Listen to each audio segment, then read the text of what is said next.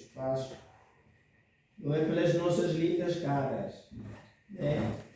Mas porque marcamos há muito nos encontrarmos com o Senhor e com os irmãos para ouvirmos o que Ele tem para nos dizer. Algumas pequenas informações, rapidamente. A nossa irmã Leonor do Senhor Silva está de luto. A maior parte dos irmãos sabem, outros porventura não, que faleceu o seu marido. Portanto, quem ainda não contactou com esta nossa irmã e quiser dar uma palavra, então pode fazer.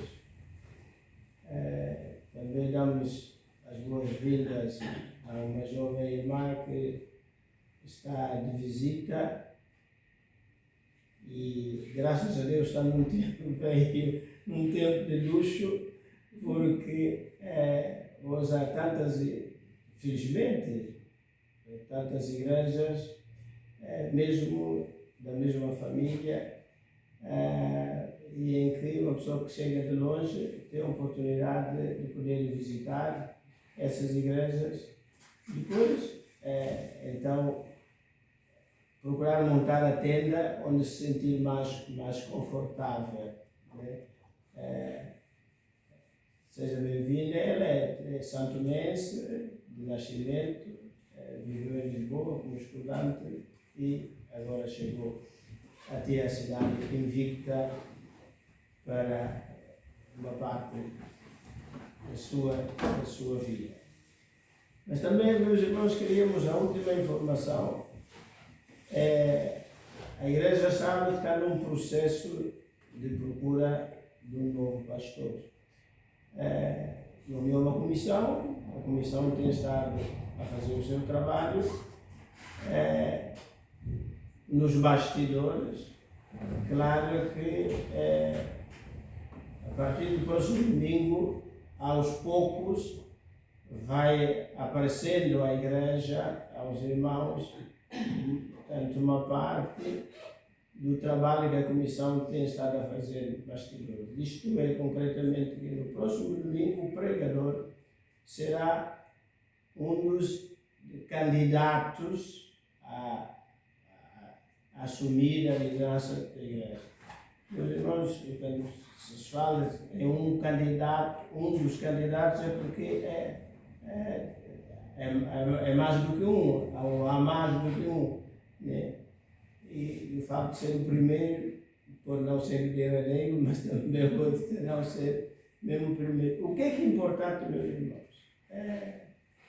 Claro que nenhuma igreja, em circunstâncias normais, escolhe um pastor porque pregou no domingo, né?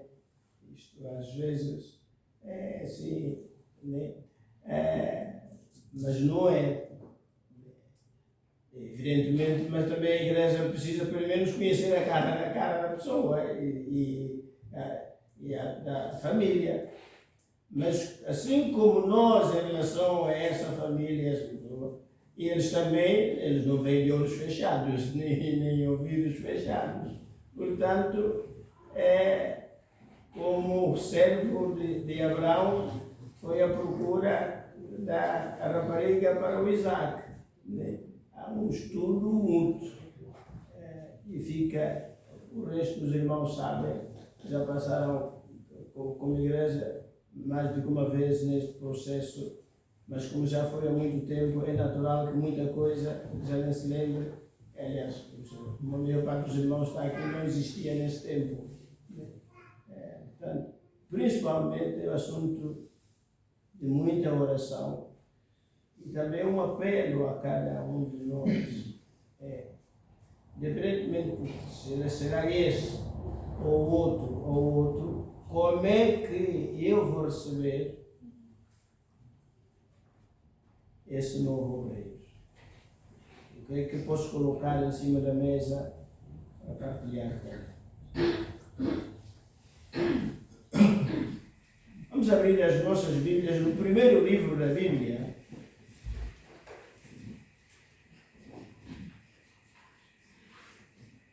Espero que a esta altura ninguém vai perguntar qual é o primeiro livro da Bíblia.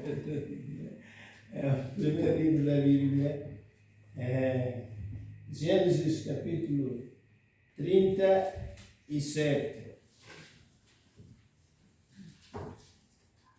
Meus irmãos, Gênesis capítulo 37,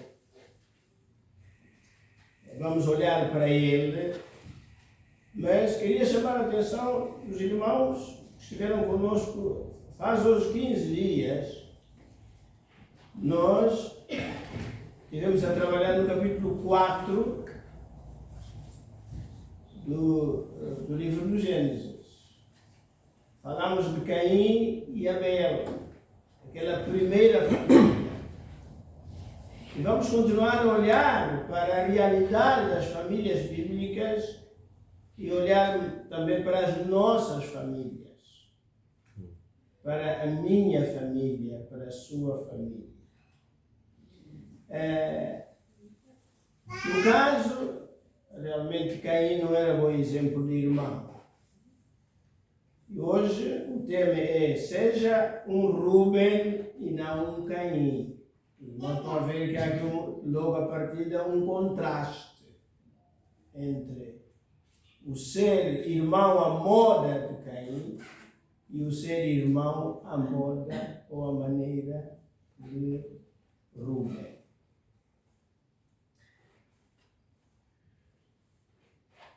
Moisés, que escreve, o seu alinhamento é destacar aquilo que em linguagem bíblica e religiosa se chama de patriarcas. Abraão, o primeiro, depois Isaac, o segundo, depois temos Jacó, com seus muitos filhos e com duas mulheres, chamemos assim, legítimas, e para além disso as concubinas, a convite das mulheres. Mas interessa a Moisés, agora orientado por Deus, destacar como que a introdução do que virá a acontecer no livro do Êxodo, com aqueles milhares, mas que ao princípio eram cerca de 70 almas, né? Depois deram aqueles milhares de 400 e tal mil, segundo José, seriam 2.500.000 pessoas. Agora é José, o grande destaque. O que temos aqui? Do verso 1 ao verso 10 do capítulo 37, e Jacó habitou na terra das peregrinações de seu pai, na terra de Canaã, e estas são as gerações de Jacó, sendo José, não é o primeiro filho, sendo José de 17 anos, apacentava as ovelhas com seus irmãos, e estava este mancebo com os filhos de Bilha. Meus irmãos, esta Bilha é uma concubina de Raquel.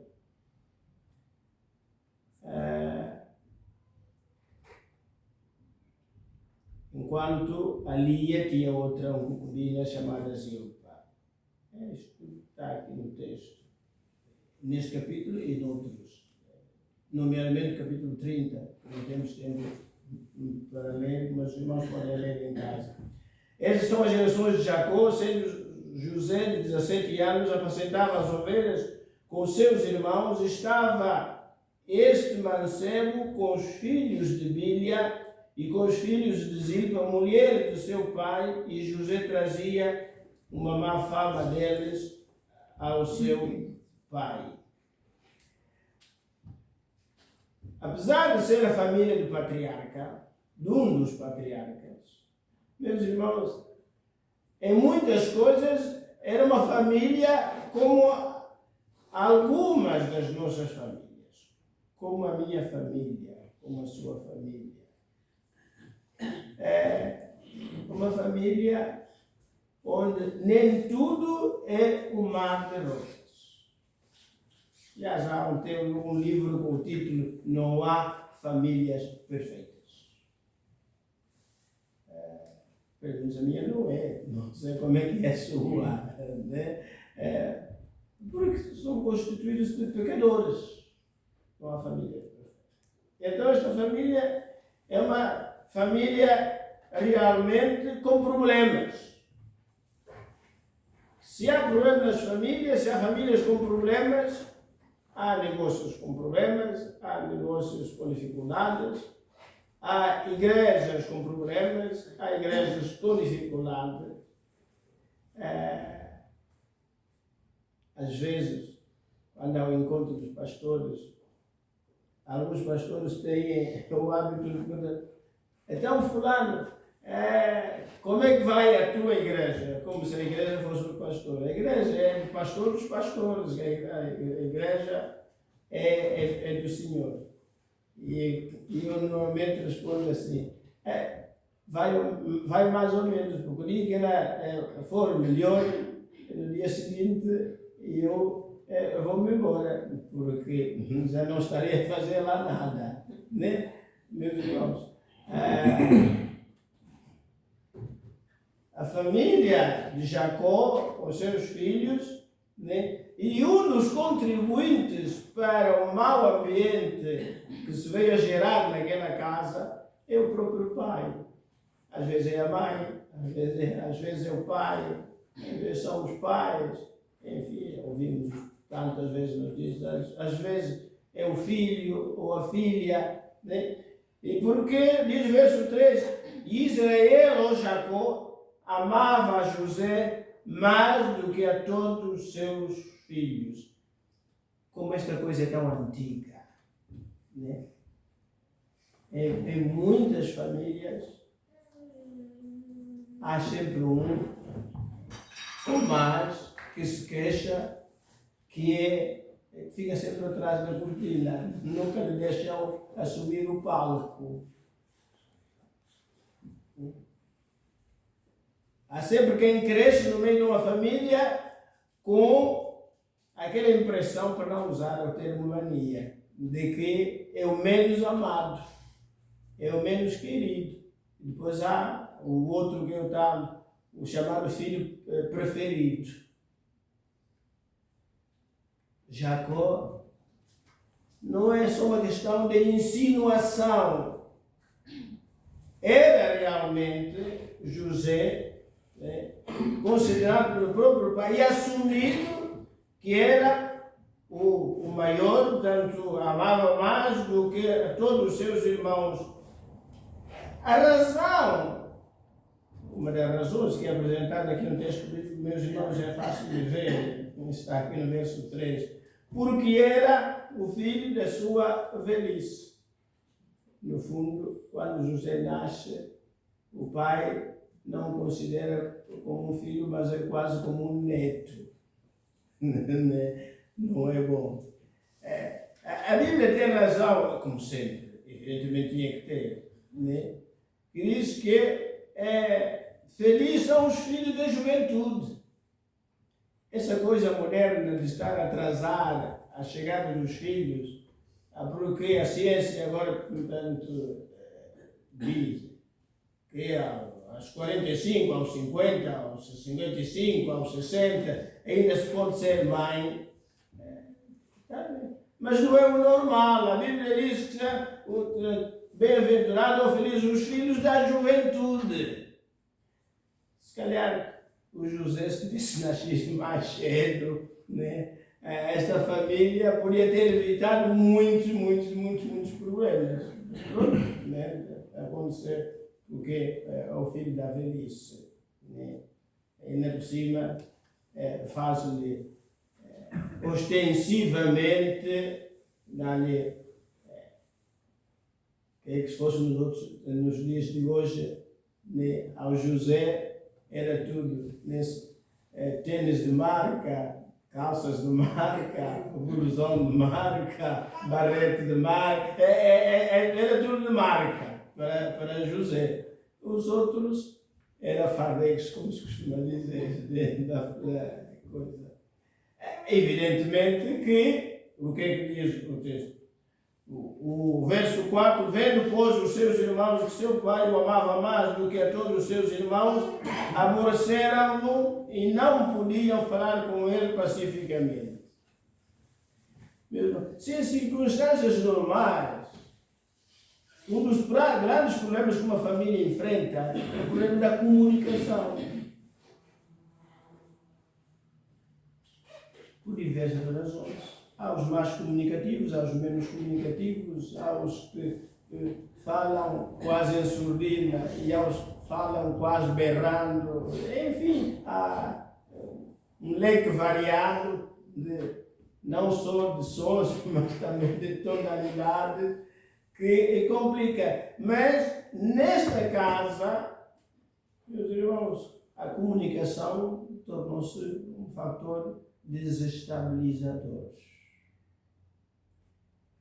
Imagina 12 filhos, 11 deles a falar para o outro de forma ríspida, sem tato.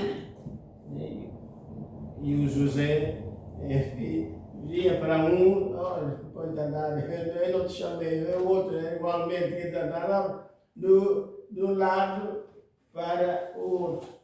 Como se isso não bastasse, o nosso menino José portanto, é um menino sonhador. A partir do verso 5, ele é apresentado como o sonhador. E os sonhos que tem não é para tentar resolver os diferentes lá de casa. Pelo contrário, acentua-os. A proximidade entre os irmãos não é cultivada com o contar os sonhos de José, ao ponto de afetar inclusive o próprio pai e a própria mãe. Meus irmãos, no verso 12 em diante diz-nos o seguinte: e os seus irmãos foram apacentando o rebanho do seu pai junto de Siquém, a uma distância de cerca de entre 80 a 100 quilômetros, onde os irmãos tinham ido com o gado. O José, o menino protegido e preferido, tinha ficado, até porque era mais novo, 17 anos, né? Adolescente, jovenzinho. Depois o pai o manda, provavelmente não foi sozinho, teria ido com mais alguém, um funcionário da casa, mas ele era, digamos, o número 1 nessa responsabilidade. Diz o verso 13, disse pois Israel a José, não apacentam os teus irmãos junto de Siquém, vem enviar-te a eles. E ele disse, eis-me aqui. Mas um dos problemas deste pai também é que era, de certa maneira, um pai distraído, como muitos dos meus pais. As mães, o tal famoso sexto sentido, conseguem detectar mais cedo certas realidades, certas mudanças que estão a acontecer em casa com os filhos do que os pais homem. E o nosso amigo Jacó, com toda aquela confusão que já havia em casa, atreve-se a pegar em José e mandá-lo para tão longe, digamos, sozinho. Além das feras, havia predadores, mas diz, ora, verso 14, ora vai e vê como estão os teus irmãos, como vimos em Gênesis 4, a palavra irmão, neste texto, é muito importante. E acontece N vezes. São irmãos. E como está o rebanho, né? Porque Jacó diz, vê como estão primeiro os teus irmãos e depois como está o rebanho. O irmão é mais importante do que o rebanho. O irmão é mais importante do que a fração da casa, do que a parte do quintal, do que a parte do negócio, qualquer outra coisa. Mas nós vivemos uma sociedade em que se valoriza muito mais o ter do que o ser. E há tantos problemas. Bem, verso 16, ele disse ao José, procuro os meus irmãos. Apesar de toda aquela desavença, imbróglio entre José e os irmãos de José, quando José se encontra com o estranho, ou o estranho se encontra com José, a preocupação de José é dizer, eu sinto-me quase perdido, mas estou à procura dos meus irmãos.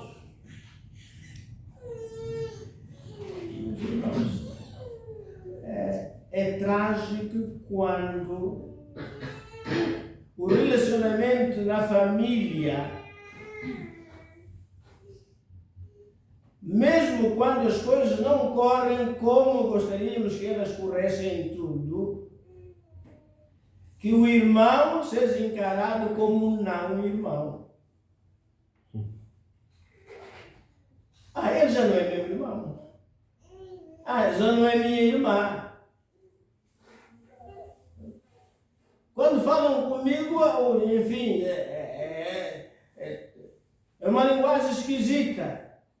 José não vai para aí. Estou aqui, perdido no meio do mato, mas à procura dos meus irmãos.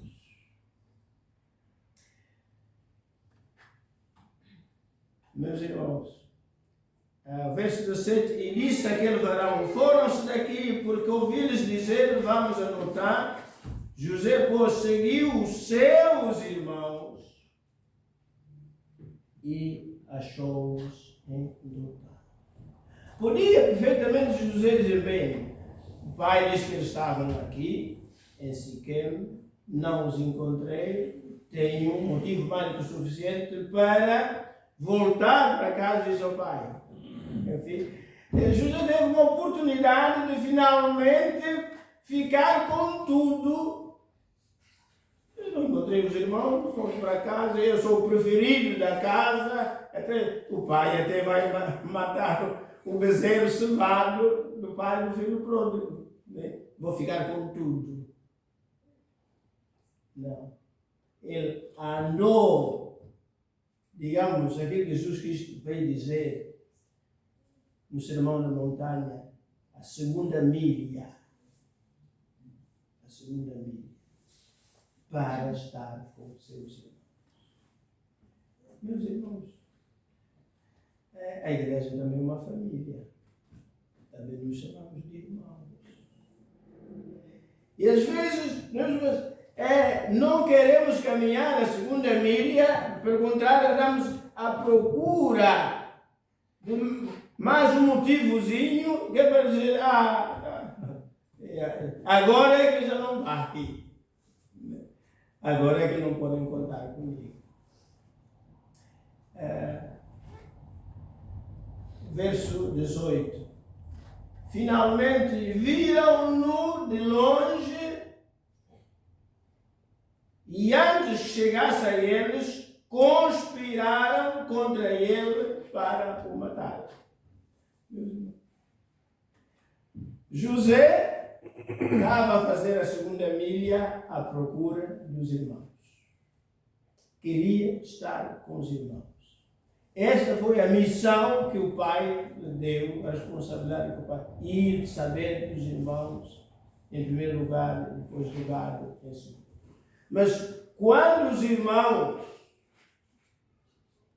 veem que se aproxima deles o sonhador, o tal com que eles já não falavam como deve de ser, e eles dizem logo assim: é a ocasião para nós fazermos justiça. Não sei se o irmão sem irmã anda à espera de uma oportunidade de fazer justiça com alguém da sua família ou da igreja, um irmão da fé ou um irmão da carne. Esse não é o caminho da palavra do Senhor. Não é. Nunca foi, nunca será. Os irmãos diz que conspiraram contra ele para o matarem. Então, os irmãos de José eram da equipa de Caim. Os irmãos de José eram da equipa de Caim. A questão é que Caim tem que matar Abel e ficar com tudo e livrar-o dele. Os irmãos de José celebram isso que conspiram, conversam, e está aqui o que eles dizem. Disseram uns aos outros: eis lá vem o sonhador moro. Vindo, pois, agora, matemo-lo. Meus irmãos, como é que o irmão pode ficar feliz com a morte do irmão? Se quando é morte natural, pelo menos nós lá em África, choramos baba e ranho. E dias. Um irmão. Porque a gente não volta a ter mais aquele irmão ou aquela irmã. Partiu de vez. Então, se partiu como não convertido, esquece. A morte do irmão não é motivo, não pode ser motivo de celebração nem de festa. Mas se a palavra morte, biblicamente falando, significa separação, o cortar definitivamente o relacionamento é uma separação, é uma morte.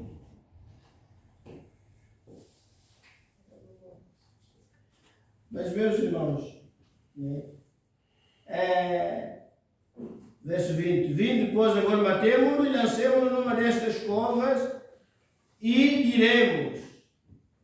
Já tem tudo planeado. Quando voltarmos até junto dos pais ou do pai, nós já temos um enredo como resolver o problema. Uma besta fera o comeu e veremos que será dos seus ossos. Mas, felizmente, que neste grupo de irmãos, muitos,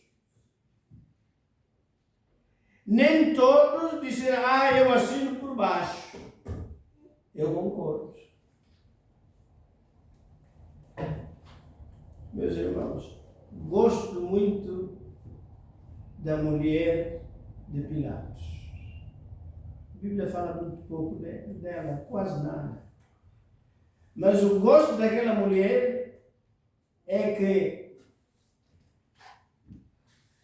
na véspera de Pilatos tomar a decisão sobre Jesus Cristo, aquela mulher, naquele tempo, atreveu-se a aparecer e para ajudar o seu marido a tomar a melhor decisão. Dizendo: ó filho, ó meu querido, ó meu marido, ó meu amorzinho, por favor, não te metas nesse negócio, Porque eu, esta noite, não consegui pegar sono. Meus irmãos, naquele tempo, uma senhora, uma mulher, ainda por cima mulher de Pilatos, ter este tipo de palavra, é porque ela não era Maria vai com as outras, não.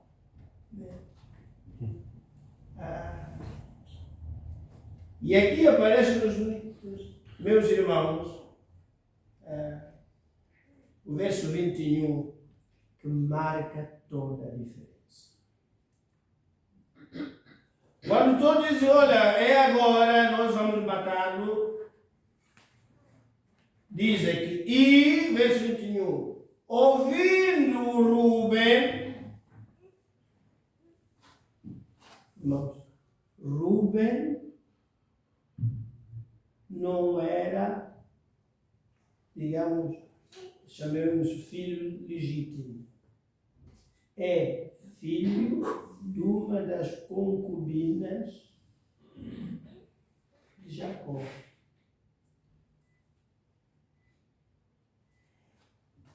É este moço, chamemos assim, bastardo, marginal, que ainda tem a cabeça a funcionar como deve de ser. E Rúben, ouvindo, livrou das suas mãos e disse, não lhe tiremos a vida. Parece que Rúben diz, não, eu não quero ser o segundo Caim. Nós não podemos ir pelo caminho de Caim. Meus irmãos, quer família no sentido sociológico, quer família no sentido religioso, quer quaisquer outros níveis, o caminho para o futuro não é tentando liquidar o outro ou os outros. É abrir alas, aconchegar para manter a família. Para manter a família. E ouvindo, Rúben livrou-o das suas mãos. Meus irmãos, então, no fundo, se eles eram 12, tirando José, ficaram 11, o Rúben, agora 10. 1 contra 10. A esmagadora maioria lhes mata as folhas. Às vezes falta-nos coragem para sermos diferentes de todos os outros. Mas na vida há momentos que tem que ser como a mulher de Pilatos. Tem que se ser como Rúben. Nem que a família toda aponte para um certo. Às vezes temos aquela solidariedade de família, só porque é família, mesmo estão caminhando para o erro, para o buraco, para o precipício. Não, mas eu tenho que estar lá da minha mulher. Eu tenho que estar lá do meu filho. Eu tenho que estar. Meus irmãos, não tem que estar, não. Você tem cabeça para pensar. Se realmente a escolha é boa, a escolha é certa, sem dúvida nenhuma. Agora, se a família caminha toda para o precipício, a única coisa que tem que fazer é como diz o provérbio: livra os que estão sendo destinados para a morte, se os pudesse livrar.